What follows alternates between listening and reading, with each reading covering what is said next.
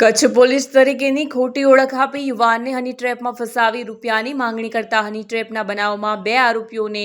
Crime branch Paschim Kutch ભુજે પકડી પાડ્યા હતા। જે સૂચના અનુસંધાને local crime branch Paschim Kutch ભુજના incharge police inspector HR Jethi સાહેબ તથા police sub inspector JB Jadav સાહેબનાઓ માર્ગદર્શન હેઠળ લોકલ ક્રાઇમ બ્રાન્ચના ASI પ્રદ્યુમનસિંહ જાડેજા તથા police head constable Murdajbhai Gadhvi તથા લીલાભાઈ દેસાઈનાઓ ઉપરોક્ત ગુનાના આરોપીઓની તપાસમાં હતા। આ દરમિયાન હ્યુમન સોર્સિસ આધારે મુરડાજભાઈ ગઢવી તથા લીલાભાઈ દેસાઈનાઓએ સંયુક્ત રીતે ખાનગી રાહે બાતમી મળી હતી,